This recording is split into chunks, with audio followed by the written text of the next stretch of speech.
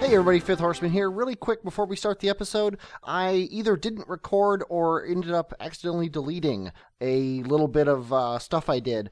I fiddled with the Kethane mod trying to get it to work with what I had up on Moon, and I ended up adding tiny little fuel tanks to the refinery itself so that it could generate, I believe, a tenth or a hundredth of a liter of fuel, functioning that as a fuel tank so that I could then get the fuel to other things. And it did work, but it still wouldn't automatically transfer to other fuel tanks.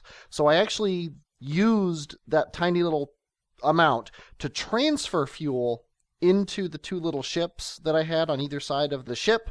And then the plan was to bring both Bill and Jeb home, but I accidentally was controlling the wrong ship. When I disconnected the one on the left, and I fired the one on the right. So the one on the right was still connected to the Kethane base, and it almost flipped the Kethane base completely over, but I managed to stop firing it, and it came back down and landed okay. So the Kethane base, although it was not functioning the way I wanted to, didn't break or anything like that. However, Jeb's ship, which did disconnect, fell over and then exploded. Jeb survived, but his ship did not. I decided that Jeb should stay up for breaking his ship. He should have to stay up there until the next rescue ship came. And Bill, I disconnected from the thing correctly and launched him on his way home. Or maybe it was Bob. Actually, I think it might have been Bob. I don't remember who it was. But he's on his way home from the moon. Jeb is still up there, standing on top of the Kethane refinery. And we start now with our second rescue attempt and our third actual attempt to get Kethane up on the moon. Hey everybody, Fifth Horseman back again, playing more Kerbal Space Program, and we've got a new rescue ship with more stuff going on. This is my new rescue ship. It looks, oops, sorry about that. Let me close this. I'll tell you about that in a second. It looks a lot like the old rescue ship. It's got more goo containers, more of these. We're just going to send one guy. I think it's going to be Bill this time. We've still got landing legs on the sides of these things, but this time they're regular fuel tanks. And we're going to actually be using this fuel to land. And we'll probably have more than we need. Not a big deal. We've also got a docking port here, which means I'm going to have to manually disconnect this as we're flying. And we've got a habitation module, so we can actually have people living up here, because that's the goal eventually, is we want our guys to be living in space. We've also got, from the Kerbal Attachment System mod, we're bringing up some ground pylons and some more pipe endpoints to hopefully run a pipeline over to that ship that will eventually be deleted as junk, but we want to take all the fuel out of it if there is some. And we're going to pay extra attention when we leave that we're launching the correct ship. And I've also installed a new mod, which I'll show to you as when we get up to Moon. But the launch and ascent of this thing is going to be very similar to what we had before, so I'm not going to bother you with that unless something explodes. So we are going to head to the launch pad and get ourselves going. Ooh, wobbly. Okay, well, we're gonna be launching. Here's the vertical velocity thing. That's the mod that I've installed that's gonna allow me to actually do this. But assuming everything goes okay here in the launch, I'm gonna meet you not in orbit. Well, in orbit, but in orbit around Moon. So 3, 2, 1, launch. And something went wrong. Launch clamp was damaged. Structural failure between two fuel tanks, so some of our engines aren't running. Yeah, let's go ahead and revert this flight to launch. Let's try it one more time and see if that was just a fluke. Yeah, so we've already got a structural failure. So there's definitely something wrong down here. I don't know what broke off, but something broke off. So back to the drawing board. I'll be back in a minute. Okay, well, we don't have any damage here. By the way, I'm hitting F3 to bring up this window. I don't know if you know that. It tells you anything important that's happening in your flight, like when things break. So we're going to throttle up. We're going to do 3, 2, 1, launch. And And that's a better ascent profile there. Okay, barring any explosions, I will see you at the moon.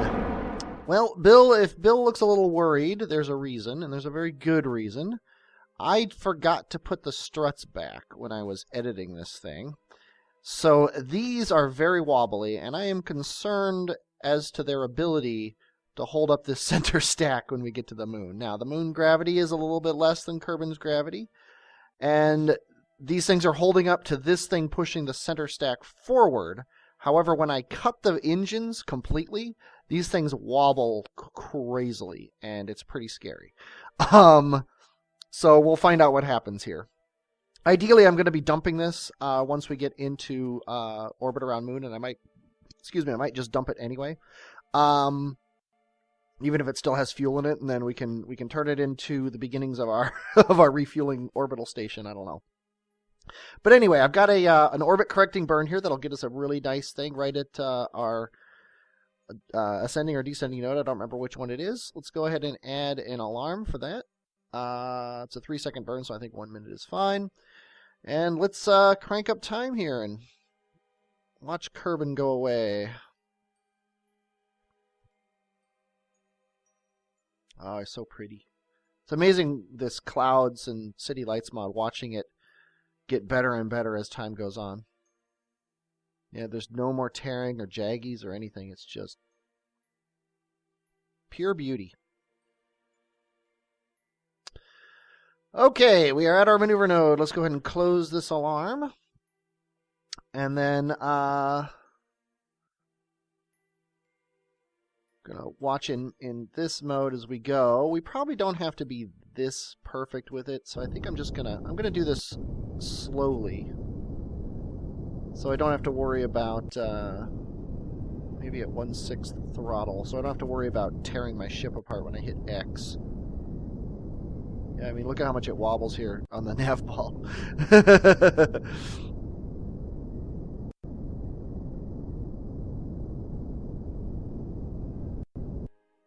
Okay, I'm gonna. Yeah, look at it. Look at it in the mode here. Just wobble, wobble, wobble. It's not a happy ship. I can't even get on the thing. Yeah, and it's not letting me go into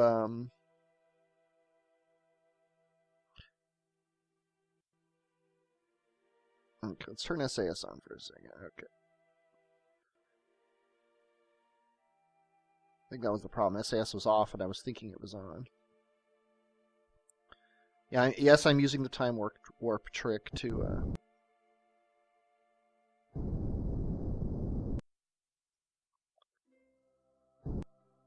Okay, that's good enough. It's got to be close enough. Periapsis of 20. That's pretty much perfect. That's what I want. Okay, well, now we are, let's see. This guy's next. See, we've got a whole bunch of stuff coming up in the next couple hours here. First of all, our Lunar Kethane rescue ship, which is Bob coming back, is going to leave his sphere of influence, although we don't really care about that one. Then our Kethane scanner is actually going into the sun, which is exciting. We're going to have to reconnoiter his maneuver node to encounter Duna at that time. And then our Kethane 2 is going to actually intercept the moon's sphere of influence.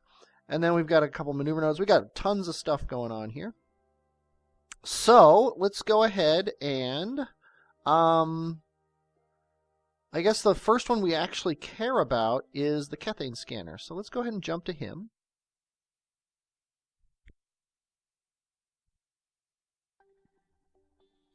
There he is out here in space. I don't even know where Kerbin is, but let's crank up time. See, I don't care about Bob's ship, so when this alarm comes up, we're just gonna dismiss it here. Now let's get the Kethane scanner into open space. There we go. We're gonna close this alarm. And now we are on our way to Duna. And there's our non-encounter with Duna. Let's go ahead and set it as a target. Here's our closest approach, which is pretty good, but I think we can do better than that. So where are we on the thing here? See, this seems to be a reasonable place to do our maneuver, because it's right on the descending node. And it's negative 0.2, so let's burn upwards to get it to be 0. Usually when these things flip, that's a good sign. Okay, our closest approach is still pretty far away. So let's speed up and see if that helps. 153, speed up a little bit more. 144, it's helping. Give us an encounter. Yep, now it's not helping, so let's slow down again. Let's try radially. Let's go inwards towards the sun. There's an encounter. Okay, we're going to switch to conic mode 0 so I can zoom in on Duna here, if I do this right. I need to... Sometimes this... There we go. Focus Duna. And then here's our encounter with Duna. Now, we have been going radially negative, so let's bring our encounter in. I'm just clicking this one by one to bring this in. And, oh, this is looking like a good encounter here. This is the correct direction. And what we're going to do is we're bringing this guy in so that we can arrow brake and then go out to Ike. And sadly, that we can't plan in this. What did I do? Did I do a normal? Yeah, I changed my normal when I wanted to change my radial. And I think I want to go down one here. That's pretty good. Let's go ahead and fiddle with our normal here to get a nice right around the circle. There, that would be pretty much perfect. Not that I expect us to be able to do it. And I also have no idea how far to go in. So let's go ahead and set it to that. And we'll fiddle with that once we get there. I need to look up what that is. No interceptions with Ike, which is perfectly fine by me. So we're going to swing in here. We are going to actually... He's going off at an up angle. So let's do our normal up one. There we go. And bring our radial out a little bit. There we go. 20 sounds good to me. Like I said, I have no idea what the actual thing is, but we can do that more precisely once we get closer. So there's that. We definitely want to add this maneuver node. And it's probably tiny, although it won't tell us, but it's 68. See, like all that. Like if I waited till I got there, this would be 100 or 200 or 600 or who knows what. Let's go ahead and aim ourselves at that direction, just for good times. Make sure we're still in the sun. We are. Not the best angle on the sun, but it'll do its job. Okay, the next thing we got going on is the Mooner Rescue 2, so let's go ahead and jump to him.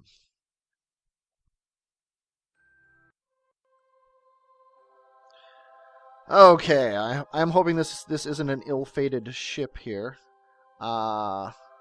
Yeah, I think I'm just gonna use all this fuel to get him into Mooner orbit, and then we are going to dump it because I don't think I can do everything that I need to do, because it's gonna be one of the more technically challenging things. And oh, good. We're right in the sun. So this is perfect. Actually, you know what we can do? We can get into an orbit here. Like so. That's fine. And then we'll dump our fuel tank, and then we'll just go right straight down. That works for me. How are we doing as far as... Yeah, that's fine. There's no real need to do it like that, but... This is still above 0. I don't really care where I leave those fuel tanks. But yeah, we're going to have to do... This is going to be a fairly technically challenging affair here, because what I'm going to be doing... Let's bring our resources up. I'm a little concerned because we're facing away from the sun. What we're going to be doing, if you want to look at the ship here, is we're gonna do the. I'm gonna turn off SAS for a second, just to get us in the right direction here. Okay. We're still gaining energy when the SAS isn't running. Now we're losing energy. Yeah, we've got our backs to the sun. This is... I'm going to go with less than ideal. I think we gotta just let this thing go. And we'll set our alarm for like 5 minutes in front. Oh, this is gonna suck. Yeah, I should have added solar panels around here somewhere. But yeah, we'll turn SAS on here. We'll keep it aligned here so it's in the sun. Maybe rotate it so that these solar panels on the sides here. Yeah, look at how much it wiggles. Watch it wiggle. Okay, so yeah, so these solar panels on the sides here are slowly giving us juice. And let's go ahead and get to our periapsis here. I am, let's just say I'm less than optimistic about this whole affair.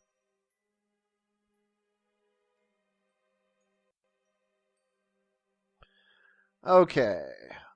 We are now 5 minutes from our maneuver node.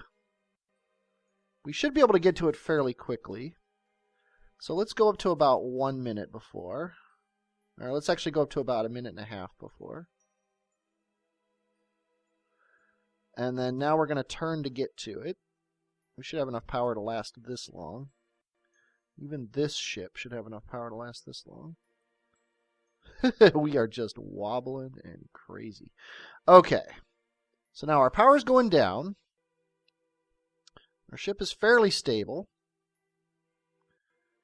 We are going to... I want to move this out of the way. This is going to be important here. But... yeah, I don't know what our burn has to be. Okay, it's not a very big burn. Even at a smaller velocity, which I think is a good idea. And honestly, it doesn't really matter when I do it. So let's just do it here. Get it over with, and then we're going to get. We're going to dump these fuel tanks off, and then I need to make some changes to the ship, which is going to be fun. Yeah, look how these things are wobbling out. When they're firing, they're going to be wobbling up. I kind of wish I had an engine on the bottom of this thing or something. But, you know, we don't need this maneuver node. We'll just watch our periapsis here. Get down to about 10. 15, that works for me. Okay. Time to stage. Okay, now that's in orbit. We'll collect its fuel later. Now, here's the plan. And here's where TAC fuel balancer comes in. Oxidizer and liquid fuel. We need to be able to see those. There we go. Okay. This tank here, we need to... There's a way to highlight the tanks. Highlight. Okay, we don't want that one. Highlight? No. Actually, I know it'll be the 200s. Duh. So this one, we want to transfer in to that one. And then also this one, we want to transfer in to this one. And now, as I burn, the fuel from these ones isn't going to go down, in theory. Let's make sure that actually works. Do a test burn. Oh, wait, we need to... Oh, I did it wrong again. I'm glad I saw that. That would have sucked.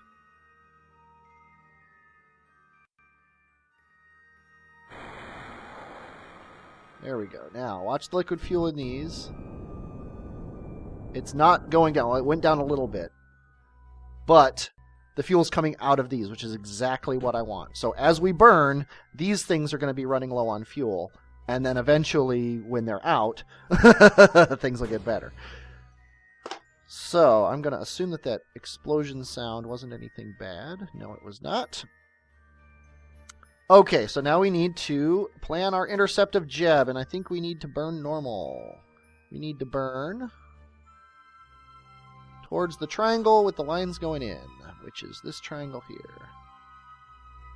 And we're still kind of wobbly.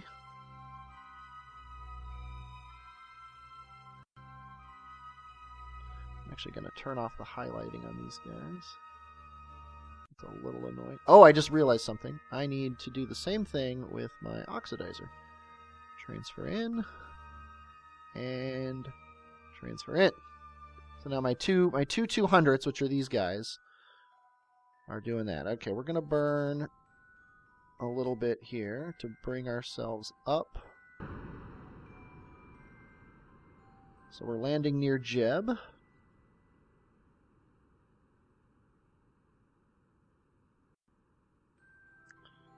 And there we go.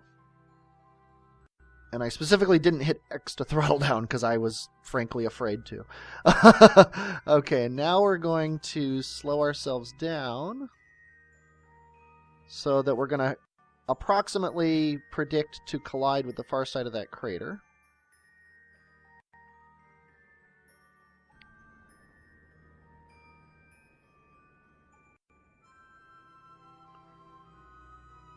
And I think that's good. And now we're going to add a maneuver here to kill all of our velocity to see roughly how long it's going to take. No estimated burn. Seriously. Huh, 3 minutes and 21 seconds.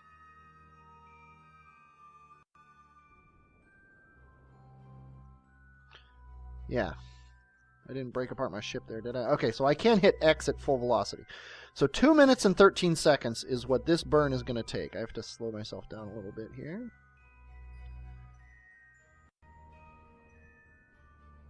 Because that test was enough to screw up my arrival time.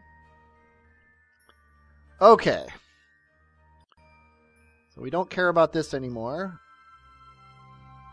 We are going to set an alarm for 3 minutes before this thing, and we are going to burn like crap. And we're going to hit F5 now. And we're going to go into view, watch ourselves die mode. Okay, we don't need this anymore. It's just in the way. And this vertical velocity thing is going to be important come landing time, and you'll see the purpose of that when the time comes. Actually, let's go ahead and aim this maneuver node so we know where to aim.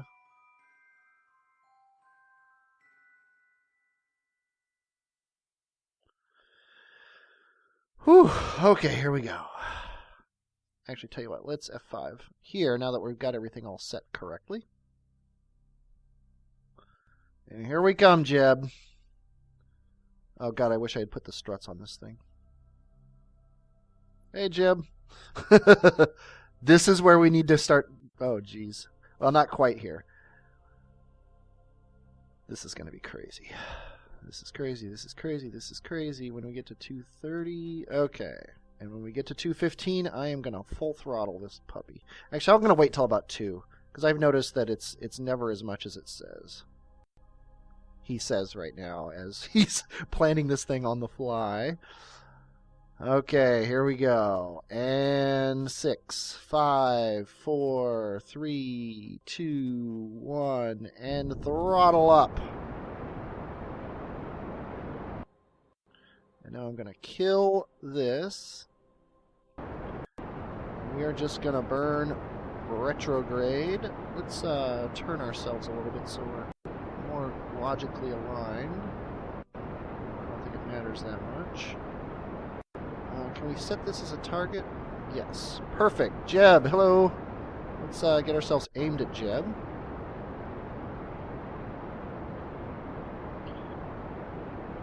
Oh, actually, wait. No, I want to burn this way to aim.